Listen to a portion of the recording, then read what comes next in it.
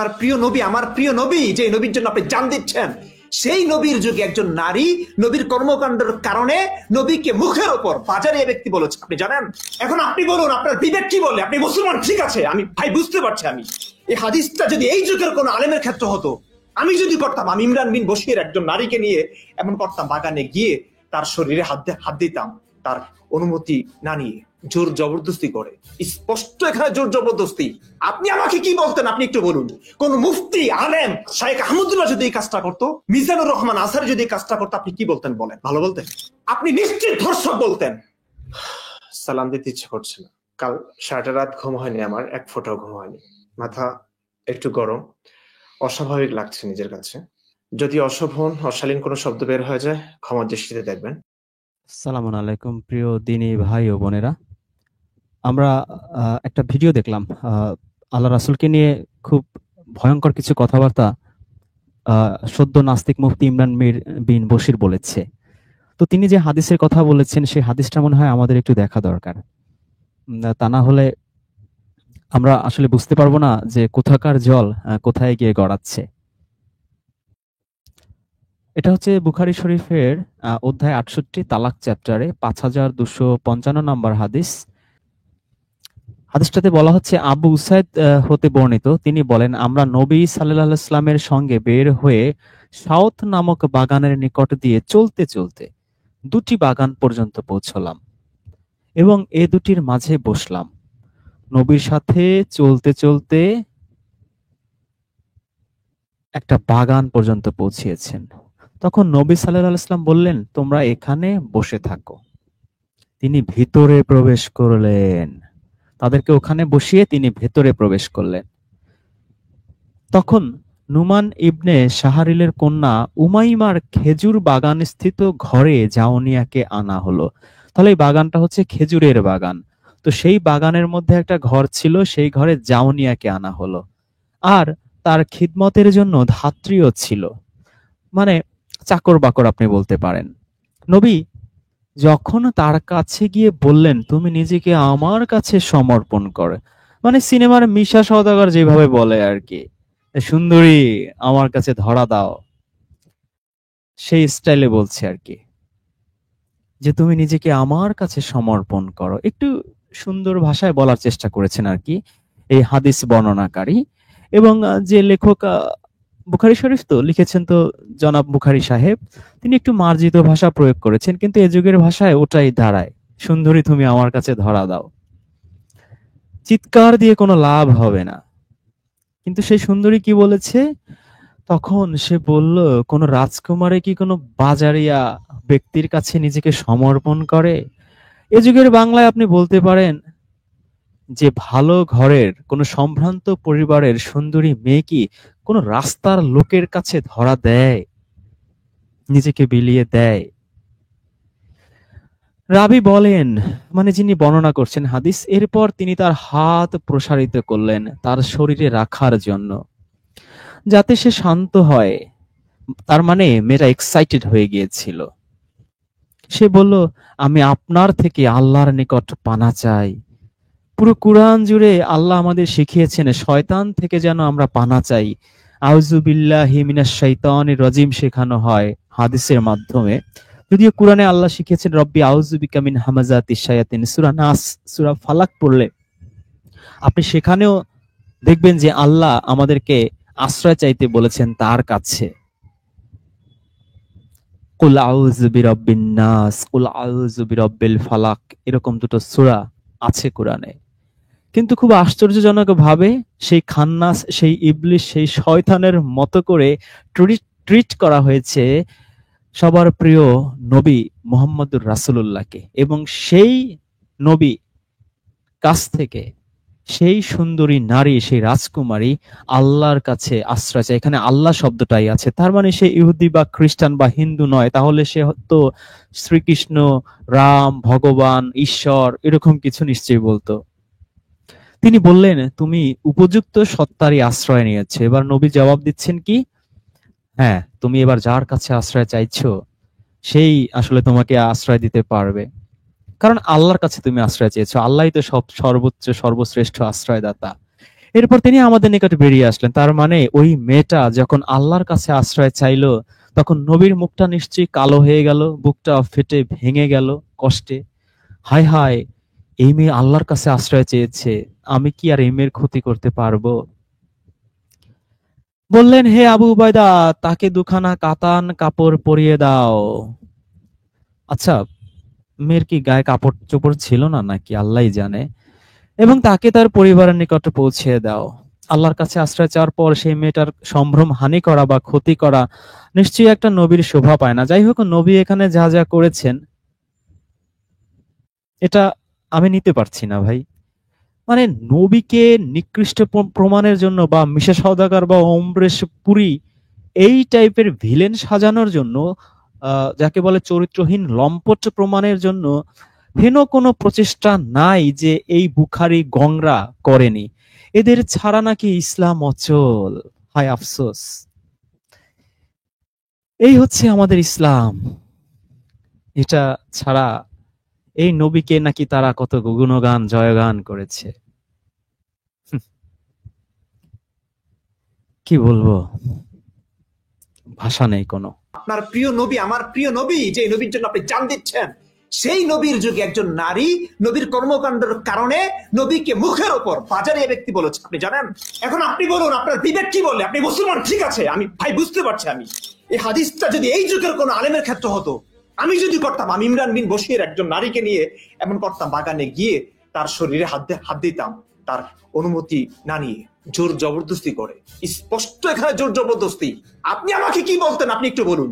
কোন মুফতি আলেম শাইখ আহমদুল্লাহ যদি এই কাজটা করতো, মিজানুর রহমান আসারি যদি এই কাজটা করতো, আপনি কি বলতেন বলেন? ভালো বলতেন? আপনি নিশ্চিত ধর্ষক বলতেন। সালাম দিতে ইচ্ছে করছে না, কাল সারাটা রাত ঘুম। আপনার প্রিয় নবী, আমার প্রিয় নবী, যে নবীর জন্য আপনি জান দিচ্ছেন, সেই নবীর যুগে একজন নারী নবীর কর্মকাণ্ডের কারণে নবীকে মুখের উপর বাজারে ব্যক্তি বলেছে, আপনি জানেন। এখন আপনি বলুন, আপনার বিবেক কি বলে? আপনি মুসলমান, ঠিক আছে, আমি ভাই বুঝতে পারছি। আমি এই হাদিসটা যদি এই যুগের কোন আলেমের ক্ষেত্রে হতো, আমি যদি করতাম, আমি ইমরান বিন বশির একজন নারীকে নিয়ে এমন করতাম, বাগানে গিয়ে তার শরীরে হাত দিতাম, তার অনুমতি না নিয়ে, জোর জবরদস্তি করে। স্পষ্ট এখানে জোর জবরদস্তি। আপনি আমাকে কি বলতেন? আপনি একটু বলুন। কোন মুফতি আলেম শাইখ আহমদুল্লাহ যদি এই কাজটা করতো, মিজানুর রহমান আসারি যদি এই কাজটা করতো, আপনি কি বলতেন বলেন? ভালো বলতেন? আপনি নিশ্চিত ধর্ষক বলতেন। আমি মানে কি বলবো, আমার তো মানে আমি আজকে সন্ধ্যার কথাটাই আমি বলে আজকে আমি নিজেও একটু চিন্তা করলাম যে আমরা আসলে কতটা ভ্রান্ত অবস্থায় আছি। Is it acceptable really? জি ভাই, ধন্যবাদ। আমরা একটু আজকে আমাদের যে বিষয়, যে হাদিস লেখকরা আসলে কতটা জালিম ছিলেন, আমরা একটু কোরআন থেকে দেখার চেষ্টা করব যে আসলে কি তারা জালিম ছিলেন নাকি। যদি আমরা একটা স্যাম্পল পেয়েছি যে আল্লাহর একজন রাসূলের বিরুদ্ধে, নবীর বিরুদ্ধে যে নোংরা হাদিস তারা বানিয়েছে, আরো এর চেয়েও ভয়ঙ্কর ভয়ঙ্কর নোংরা হাদিস আছে, আমরা প্রায় এগুলো নিয়ে আলোচনা করি। তো আল্লাহ রাব্বুল আলামিন কুরআনে আসলে এদের সম্পর্কে কি বলেছেন সেটা আমরা একটু দেখার চেষ্টা করব। আমরা সূরা ইউনূস যদি একটু পড়ি, 10 নম্বর সূরা, একটা নবীর নাম, এবং আমরা সেই বিখ্যাত দোয়াটা জানি যে ইউনূস নবী মাছের পেটে গিয়ে দোয়া করেছিলেন। এই দোয়াটা নিয়েও এই মোল্লাদের জালিয়াতি আছে। 2 লক্ষ, 3 লক্ষ, 5 লক্ষ এতবার পড়লে মনের আশা পূরণ হয়, দুরুদে শেফা হয়, বিভিন্ন ধরনের মাঝে যা ফজিলত এগুলো বলানো হয়। মোল্লা ডেকে ডেকে একটা সময় ছিল 20-30 বছর আগেও এটা করা হতো। ভাড়া করে এনে তারা বসে বসে এই দোয়া ইউনূস পাঠ করতো। তো এই যে মোল্লাদের একটা বিজনেসের হাতিয়ারও ছিল এই দোয়া ইউনূস। আমরা একটু সেই সূরাটা একটু দেখি। এখানে এই যারা হাদিস লেখে, এই যে আল্লাহর নামে চালিয়ে দেয়, এগুলো গায়রে মাতলু ওহী, এগুলো নবীর কথা কাজ মৌন সম্মতি, এগুলো আল্লাহর ইনডাইরেক্ট ওহী, বিভিন্ন ধরনের ব্যাখ্যা, বিভিন্ন ধরনের ডেফিনেশন তারা ব্যবহার করে। কিন্তু আল্লাহ কি বলেছেন আমরা একটু দেখার চেষ্টা করি। আল্লাহ বলছেন, আলিফ লাম র তিলকা আয়াতুল কিতাবিল হাকিম। আলিফ লাম র এগুলো হচ্ছে প্রজ্ঞাপূর্ণ কিতাবের আয়াত। তারা তো এই যে হাকিম বা হিকমত তো কোরআনে খুঁজে পায় না, তারা এগুলো খুঁজে পায় হচ্ছে এই যে অশ্লীল নোংরা জিনিসে ভরপুর হাদিসের কিতাবে। আর আল্লাহ রাব্বুল আলামিন বলছেন যে এই কিতাবের আয়াতগুলো হচ্ছে প্রজ্ঞাপূর্ণ, হিকমতপূর্ণ। 2 নম্বর আয়াতে আল্লাহ বলছেন,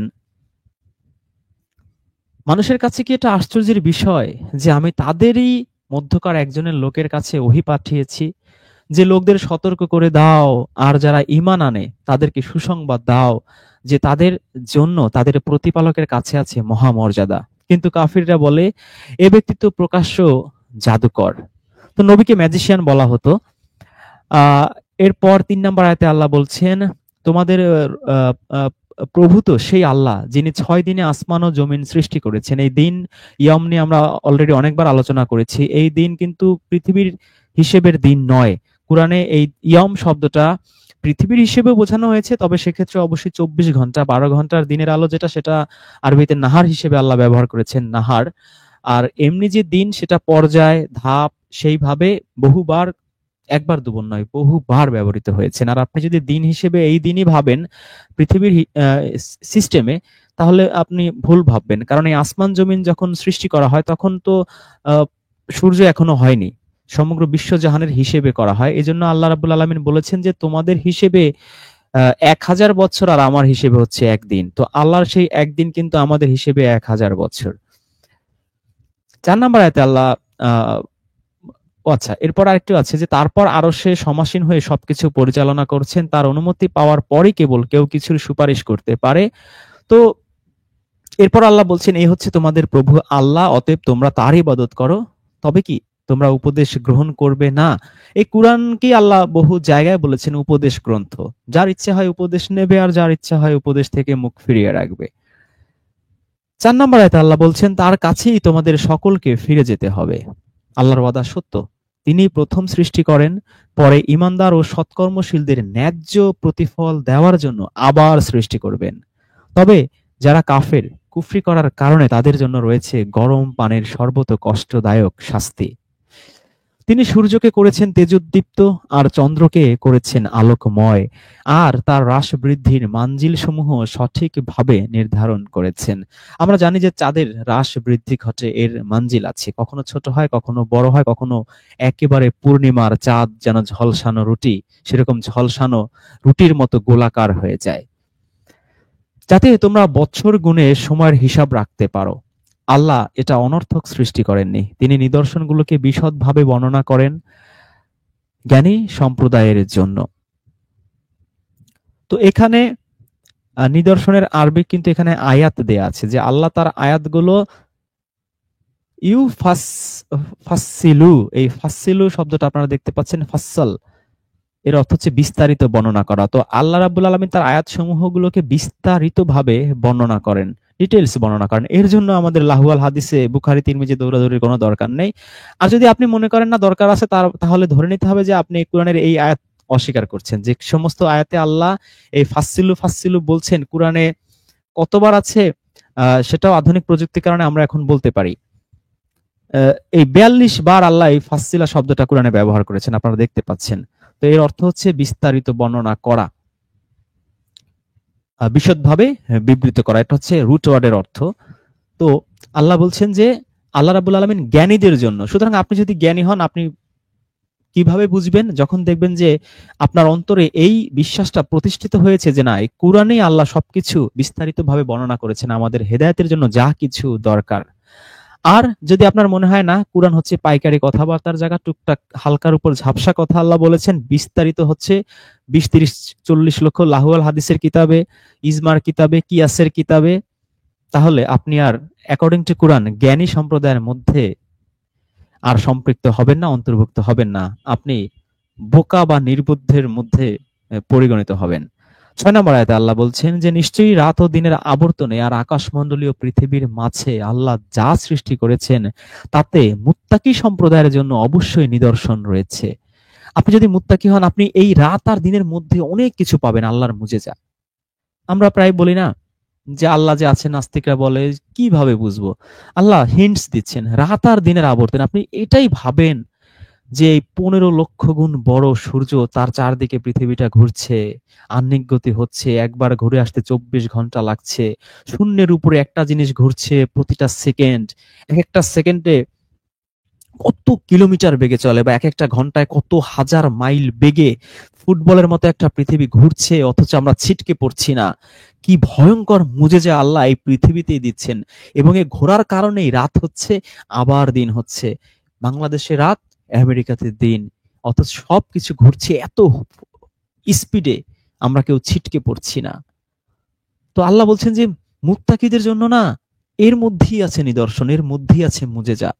এক্সট্রা অর্ডিনারি ভাবে সেই লাঠি মারলে সাপ হয়, সেই মুজেজা দরকার নেই। একেবারে আপনাকে সরাসরি আল্লাহ মুজেজা দেখিয়ে দিচ্ছে, মুসা নবীকে ছাড়াই, যে একটু তাকিয়ে দেখ বান্দা, সেই সূর্য কোথায় আর তুই কোথায়, কিভাবে ঘোরাচ্ছি আর দিন রাত চক্রাকারে ঘুরছে।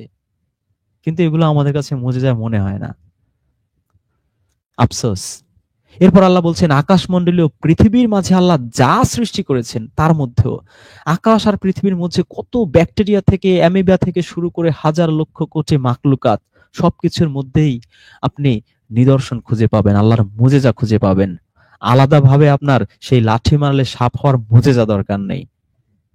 এই আম গাছ, এই জাম গাছ, কি গাছ, ফল ধরছে, খাচ্ছেন, কাঁচা এক স্বাদ, পাকলে আরেক স্বাদ, ল্যাংড়া আমে এক স্বাদ, ফজলি আমে আরেক স্বাদ, এক এক আমে এক এক রকম স্বাদ কে দিচ্ছে? সকল মাকলুকাত আপনি গভীরভাবে দেখলে সবকিছুর মধ্যেই না আল্লাহর মুজিজা খুঁজে পাবেন। 7 নম্বর আয়াতে আল্লাহ বলছেন, যারা আমার সাক্ষাতের আশা পোষণ করে না এবং দুনিয়ার জীবন নিয়েই সন্তুষ্ট থাকে আর তাতেই নিশ্চিন্ত হয়, এবং যারা আমার নিদর্শনগুলো হতে একেবারেই উদাসীন, তাদের আবাস হলো জাহান্নাম তাদের কৃতকর্মের কারণে। তো আল্লাহ যে এত লক্ষ লক্ষ মুজেজা সমগ্র বিশ্ব জাহানে ছড়িয়ে ছিটিয়ে দিয়েছেন, এগুলো দেখেও যদি আপনার এই সৃষ্টিকর্তা বিশ্বাস না হয়, যদি নাস্তিক মানসিকতা থাকে, আল্লাহ বলছেন যে যারা এগুলো নিয়ে উদাসীন তাদের ঠিকানা হবে জাহান্নাম। কেন হবে? অবিশ্বাস করার কারণেই শুধু নয়, আল্লাহ আরেকটা কথা এখানে বলছে, তাদের কৃতকর্মের কারণে। কারণ যারা আখিরাত বিশ্বাস করে না তাদের কর্ম যে আসলে ভালো হয় না, এটাই সঠিক। হ্যাঁ, 2-1 5 জন থাকতে পারে কর্ম ভালো, কিন্তু ইংরেজিতে একটা কথা আছে না, exception can not be an example. ব্যতিক্রম কখনো উদাহরণ হতে পারে না। 1 লক্ষ সৃষ্টিকর্তা অস্বীকারী, তার মধ্যে 2-4 জন ভালো, এটা কখনো এক্সাম্পল হতে পারে না। এরপর আল্লাহ বলছেন, নিশ্চয়ই যারা ঈমান এনেছে এবং কর্মকে সংশোধন করেছে। এখানে আরবিতে আছে আমিলুস সলিহা, এর অর্থ হচ্ছে কর্মকে সংশোধন করা, কিন্তু সকল অনুবাদকারী এখানে সৎকর্ম নেকামল লিখে রেখেছে। তো আল্লাহ বলছেন যারা ঈমান এনেছে এবং কর্মকে সংশোধন করেছে তাদের রব তাদেরকে লক্ষ্যস্থলে মানে জান্নাতে পৌঁছে দেবেন, এবং তাদের ঈমানের কারণে শান্তির উদ্যান সমূহে তাদের বাসস্থানের তলদেশ দিয়ে নহর সমূহ বইতে থাকবে। তার ভেতরে তাদের দোয়া হবে, পবিত্র তুমি হে আল্লাহ। তো দোয়াটা আল্লাহ এখানে বলেই দিচ্ছেন, দাউ ওয়াহুম, এই যে দোয়া, তো এই দোয়াটা হবে সুবহানাকা আল্লাহুম্মা।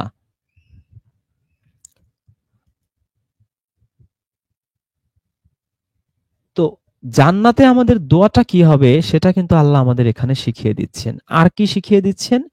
আমাদের অভিবাদন কি হবে। আমরা যে একজন আরেকজনকে অভিবাদন জানাই, সে অভিবাদনটা হবে সালাম। একজন আরেকজনকে দেখলে আসসালামু আলাইকুম ওয়া রাহমাতুল্লাহি ওয়া বারাকাতুহু তিবতুম মুবারাকান তয়্যিবান, ওই কত ভংচং শিখায় আমাদেরকে অনেক কিছু থেকে। তো এত বিস্তারিত কিছু আল্লাহ শিখান নাই, খুব সুন্দর সহজ সাধ্য একটা জিনিস শিখিয়েছেন। একজন আরেকজনকে দেখলে জান্নাতে আমরা কি বলবো? জাস্ট সালাম, আলাইকুমও বলা হচ্ছে না, জাস্ট সালাম। আর কি? তাদের শেষ কথা হবে আলহামদুলিল্লাহি রাব্বিল আলামিন, সকল প্রশংসা আল্লাহর। এটা হবে আমাদের জান্নাতের সর্বশেষ ফিনিশিং ওয়ার্ডস, ফিনিশিং বাক্য। কত চমৎকার করে আল্লাহ ভবিষ্যতের বিষয়গুলো আমাদের জানিয়ে দিচ্ছেন ইন অ্যাডভান্স। আল্লাহ যেমন দ্রুত মানুষের কল্যাণ করতে চান, তেমন দ্রুত তিনি যদি তাদের অকল্যাণ করতেন তাহলে অবশ্যই তারা ধ্বংস হয়ে যেত। বয়ান ফাউন্ডেশন লিখেছে, আর আল্লাহ যদি মানুষের অকল্যাণ প্রার্থনায় সাড়া দিতে তাড়াতাড়ি করতেন, যেভাবে তিনি তাদের কল্যাণ প্রার্থনায় সাড়া দিতে তাড়াতাড়ি করেন, তাহলে অবশ্যই তাদের সময় ফুরিয়ে যেত।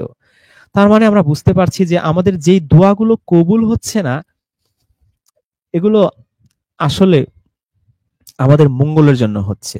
যে একটা বাচ্চা দোয়া করছে, আল্লাহ আমার সকল বন্ধু বান্ধবের বাইক আছে, রয়্যাল এনফিল্ড কিনে দিছে তাদের বাবা, আমার আমার বাইক নাই, বাবাকে এত বলতেছে, বাবা কিনে দিচ্ছে না।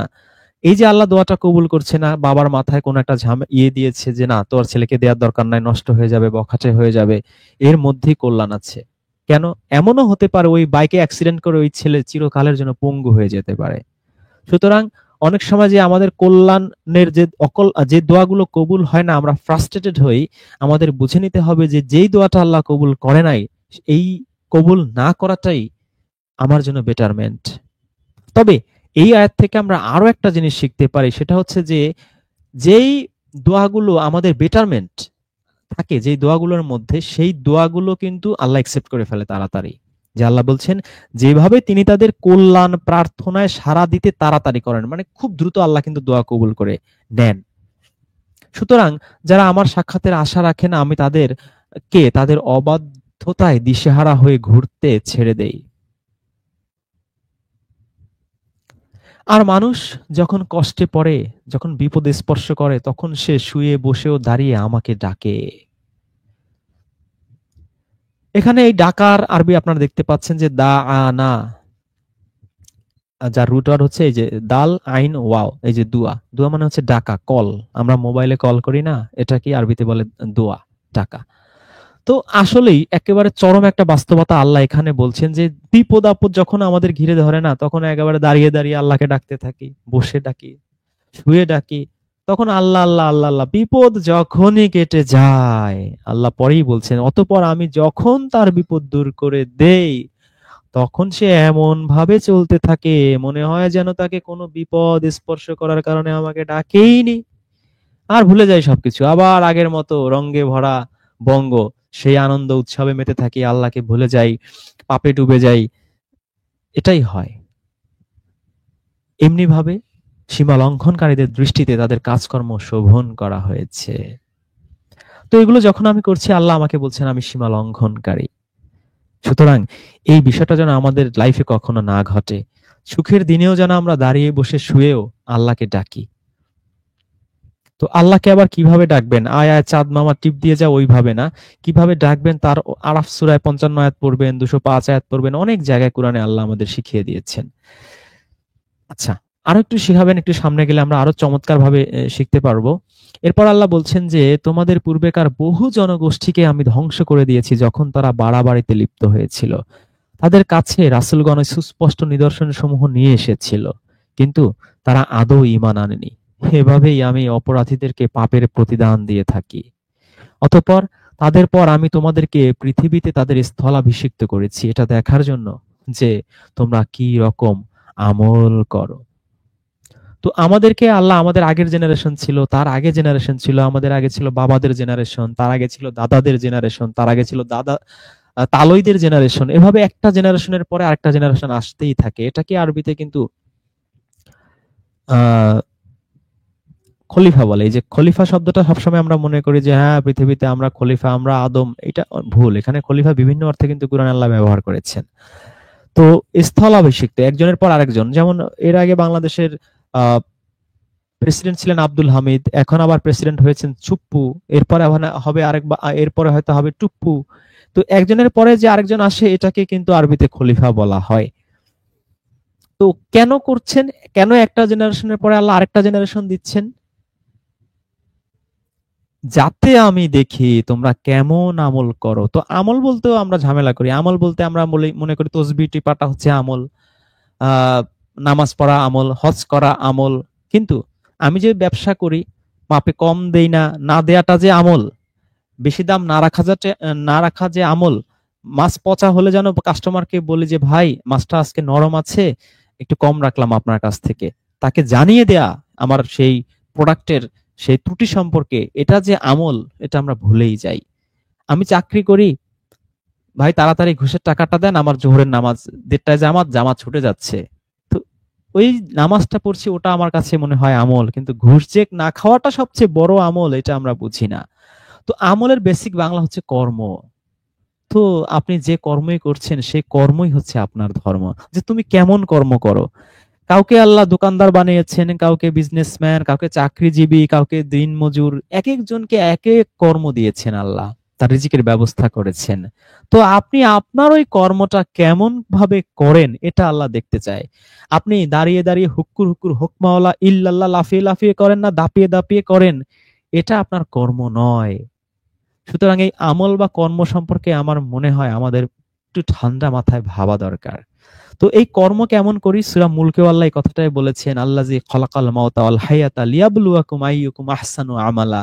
জন্ম মৃত্যু আমি সৃষ্টি করেছি যাতে আমি পরীক্ষা করতে পারি যে তোমাদের মধ্যে আহসানু আমালা, কর্ম কে ভালো কাজ করো আর কে খারাপ কর্ম করো। কাজ দেখতে চাচ্ছেন আল্লাহ, আমার ওয়ার্ক দেখতে চাচ্ছেন, আমার সেই হুজুররা যেগুলোকে আমল বলছে সেগুলো নয়। এরপর আরেকটা জিনিস আপনি ভাবেন, পৃথিবীর সবাই যদি তার কর্মটা অনেস্টলি করত, চাকরিজীবী যদি ঘুষ না খেত, মানুষের সার্ভিসটা ঠিক মতো দিত, ব্যবসায়ী যদি মানুষকে না ঠকাতো, দ্রব্যমূল্য কালোবাজারি না করতো, ভেজাল না মেশাতো, স্টক করে না রাখতো, শ্রমজীবী যদি ঠিকঠাক টাইম মতো তার কাজগুলো কমপ্লিট করতো, এভরি ওয়ান যদি তার কর্মটা সুন্দর করে করত, করাপশন না করত, তাহলে ভাবেন তো পৃথিবীটাই কিন্তু জান্নাত হয়ে যাইতো। আলাদাভাবে কিন্তু আর আমাদের জান্নাতের সেই লাগতো না। পৃথিবীতে আমরা সবাই ভালোবাসা, শান্তি, সম্প্রীতির মধ্যে বসবাস করতে পারতাম। তো আমাদের কর্ম ভালো না, কারণ ওটা যে আমল ওটা তো আমরা মনেই করি না, এজন্যই যা হবার তাই হচ্ছে। অথচ আমাদের যে ইউরোপিয়ানরা কিন্তু তাদের কর্ম আমল অনেক বেটার, অনেক ভালো, কিন্তু ওদেরকে তো আমরা মনে করি জাহেল, কাফের, মূল্যে জাহান্নামী, আমরাই ভালো, আমরা হচ্ছে জান্নাতের ঠিকাদার। যাই হোক, 16 নম্বর আয়াতে আল্লাহ বলছেন, বলো আল্লাহ যদি তেমন ইচ্ছে করতেন তাহলে আমিও তোমাদেরকে এই কোরআন পড়ে শোনাতাম। আচ্ছা আচ্ছা আচ্ছা, একটা আয়াত বাদ গেছে। যখন আমার সুস্পষ্ট আয়াতগুলো তাদের কাছে পঠিত হয়, তখন যারা আমার সাক্ষাতের আশা রাখে না তারা বলে, এটা বাদে অন্য আরেকটা কোরআন আনো কিংবা ওটাকে বদলাও। কেন বলে আমরা এখন গেস করতে পারি, কারণ কোরআনে শর্টকাটে জান্নাতে যাওয়ার কোনো সিস্টেম নাই। কোরআনে এমন কোন আয়াত নাই যে আল্লাহ বলছে এমুক আয়াতটা পড়ো 80 বছরের গুনাহ মাফ হবে, 500 বছরের গুনাহ মাফ হবে, সাগরের ফেনা সমান গুনাহ মাফ হবে, অমুক আয়াতটা পড়লে কবরের আযাব মাফ হয়ে যাবে, অমুক সূরাটা পড়লে পুরো কোরআন খতমের সওয়াব হয়ে যাবে।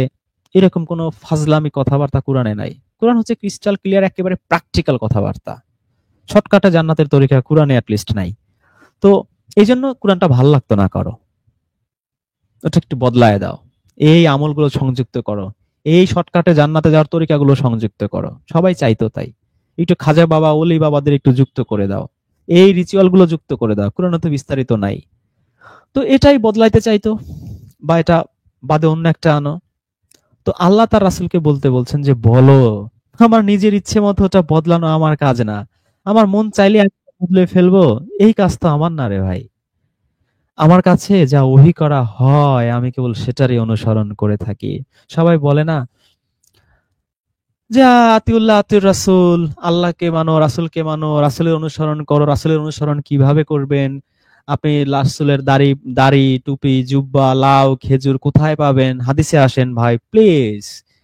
তো এখানে আল্লাহ কি বলছেন? রাসূলও কিছু না কিছু অনুসরণ করত। রাসূল ওই বুখারী তিরমিজি অনুসরণ করত না কুরআন অনুসরণ করত, সেটা সূরা আনামের 19 নম্বর আয়াত পড়লেই আপনি বুঝতে পারবেন। এই কোরআনটাই অনুসরণ করত, যা ওহী করা হয় তাই অনুসরণ করতেন। কেন? কারণটা কি? এই কোরআন অনুসরণ না করলে তার সমস্যাটা কি হইতো? সমস্যা কি হইতো সেটা আমাদের চেয়ে লক্ষ কোটি গুণ বেশি ভালো তিনি জানেন। এজন্যই তিনি এই আয়াতের শেষে বলছেন, আমি আমার প্রতিপালকের অবাধ্যতা করলে এক অতি বড় বিভীষিকা দিনে শাস্তির ভয় করি। সুতরাং এই কোরআন যদি তিনি অনুসরণ না করতেন, তাকে রাসূল বানিয়েছে বা নবী বানিয়েছে দেখে যে তিনি পার পেয়ে যাবেন, না। সেই কঠিন এক দিনের, ভয়াবহ বিভীষিকার দিনে কঠিন শাস্তির সম্মুখীন সেই রাসূলকেও হতে হবে, এই ভয় তার মধ্যেও ছিল। আর আমরা তো তাকে একেবারে রাজা বাদশা, দোজাহানের বাদশা বানিয়ে ফেলি। এত সহজ? এত সহজ না। বলো আল্লাহর ইচ্ছে হলে আমি তোমাদের কাছে তার তিলাওয়াত করতাম না, আর আল্লাহ তোমাদেরকে তার খবর দিতেন না। আমি তো এর পূর্বে একটা দীর্ঘ সময় তোমাদের মাঝে অতিবাহিত করেছি। ঠিকই তো, ইতিহাসে পড়ে দেখি আমরা 30-40 বছর তাদের মধ্যেই ছিল। সূরা শুরার 51-52 আয়াত পড়লে আমরা দেখি যে তুমি জানতে না কিতাব কি আর ঈমান কি, জানতোই না। তো দীর্ঘ সময় উনি জানতেনই না মানুষকে দাওয়াত দেবেন কি। সে কথাটাই এই আয়াতে আল্লাহ বুঝিয়ে দিচ্ছেন, আমাদের কাছে ক্লিয়ার করে দিচ্ছেন। 17 আয়াত, তার চেয়ে বড় জালিম আর কে হতে পারে যে মিথ্যা রচনা করে আল্লাহর নামে চালিয়ে দেয়। যেটা ছিল আজকে আমাদের আলোচনার টপিকস। আল্লাহ বলছেন এই পৃথিবীর সবচেয়ে বড় জালিম কে হতে পারে যে মিথ্যা রচনা করে আল্লাহর নামে চালিয়ে দেয়। এই যে গায়রে মাতলু ওহী আল্লাহ নাজিল করছেন নবীর উপরে, এই যে হাদিসের মধ্যে ঢুকানো হয়েছে, কি বলে? হাদিসে কুচ্ছি। এক বুড়ো দাদু আছেন, তিনি বলেন হাদিস সব আমি বিশ্বাস করি না, তবে হাদিসে কুচ্ছি ভাই বিশ্বাস করতেই হবে, এটা আল্লাহ ডাইরেক্ট নাজিল করেছে জিব্রাইলের মাধ্যমে। ফাজিলের ফাজিল, হাদিসে কুচ্ছি আবার কি রে? কুরআন বাদে যা আছে সবই তো হচ্ছে ধান্দাবাজি, ফটকাবাজি। হাদিসে কুচ্ছি, হাদিসে অমুক, হাদিসে মারফু, হাদিসে মাতলু, কত কিছু বানিয়েছে এক এক স্টাইলে, এক এক মার্কেটিং পলিসি বানিয়ে এগুলো আল্লাহর নামে চালিয়ে দিয়েছে। হাদিসে কুদসি আল্লাহ ডাইরেক্ট জিব্রাইলের মাধ্যমে নাজিল করেছে। তো এই কাজ যারা করেছে আল্লাহ বলে দিচ্ছেন যে তার চেয়ে বড় জালিম আর কে।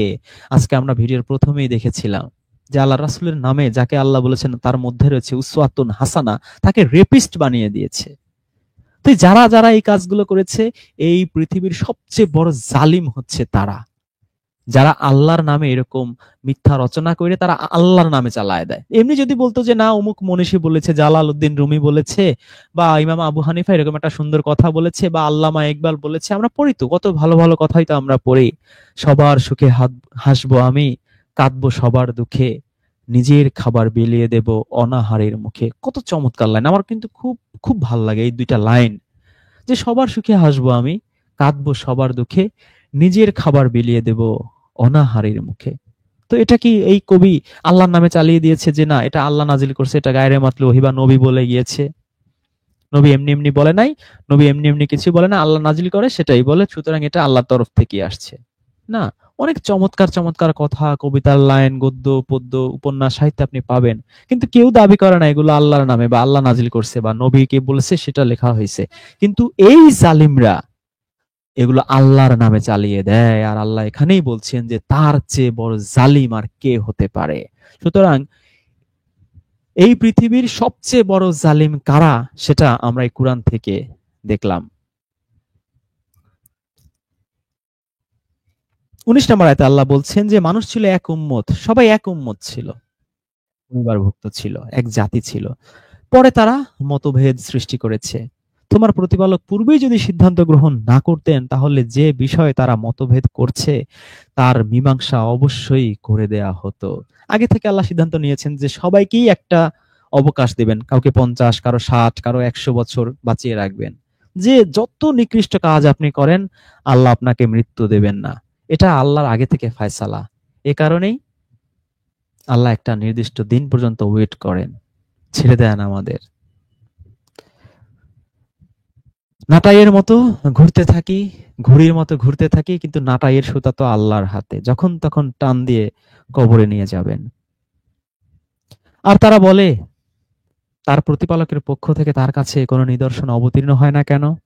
এদের জবাবে বলে দাও অদৃশ্য জগতের একচ্ছত্র মালিক হলেন আল্লাহ, কাজেই তোমরা অপেক্ষা করো এবং ভবিষ্যতে কি হয় দেখো, আমিও তোমাদের সাথে অপেক্ষমান থাকলাম।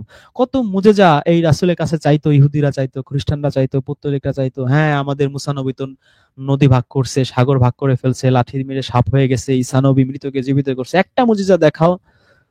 কোরআনে যত জায়গায় আপনি দেখবেন কোথাও কোনো মুজিজার কথা নাই, শুধু কোরআনটাকে বারবার ঘুরে ফিরে বলা হচ্ছে বা এই প্রকৃতির দিকে তাকাতে বলা হচ্ছে। কিন্তু এই জাহেলরা কি করেছে, এই মুজেজাও বানিয়েছে। আঙুল দিয়ে চাঁদ 2 ভাগ করে দিয়েছেন, এক ভাগ পড়েছে অমুক পাহাড়ের পাশে, আরেক ভাগ পড়েছে অমুক পাহাড়ের পাশে। কত বড় জাহেল এরা! জাহেল তো বলা যাবে না, আমরা একটু আগে শিখলাম এরা হচ্ছে সবচেয়ে বড় জালিম, যারা এরকম বানিয়ে আল্লাহর নামে চালিয়ে দেয়। কষ্ট ভোগের পর মানুষকে আমি যখন অনুগ্রহের আস্বাদন করাই, তখনই আমার নিদর্শন সমূহ নিয়ে তারা ছলনা করে। তো আমাদের জীবনে দুঃখ কষ্ট আসে, এরপরে আল্লাহ কি করে? রহমতের স্বাদ আস্বাদন করায়। তো আরবিতে আপনারা দেখতে পাচ্ছেন এখানে রহমত আছে, এর বাংলাটা আবার এরা লিখেছে অনুগ্রহ। রহমতটাই তো সুন্দর আরবি শব্দ। তো আল্লাহ আমাদের দুঃখ কষ্ট দেয়, কিন্তু এরপর আল্লাহ আবার ঠিকই আমাদের উপর রহমত দান করে। কিন্তু তখন তারা আমার আয়াতসমূহের ব্যাপারে কুটকৌশল আশ্রয় নেয়। বলো, আল্লাহ কৌশলকারী হিসেবে অধিক দ্রুত। কুটকৌশল কিভাবে আমরা আশ্রয় নেই? ওই যে আল্লাহ যখন আমাকে রহমত দেয়, নিয়ামত দেয়, গতকালকে আলোচনা করেছিলাম, গত পরশুদিন, তখন বই না না না, এই যে আমি বেকার জীবন, কষ্টের জীবন, এখান থেকে আমি উদ্ধার পেয়েছি আল্লাহর জন্য না, বা ওভাবে বলি না, বলি আল্লাহ দিছে, কিন্তু উসিলা কি আমার মামা হ্যালো করেছে, এমপি সাহেব ফোন দিয়ে আমার সুপারিশ করেছে, বা বাবা জমি বিক্রি করে 20 লাখ টাকা দিয়েছে ঘুষে, সেই কারণে চাকরিটা হয়েছে, তাদের উসিলা ছাড়া এটা হইতো না। তো এইভাবে আমরা কি করি?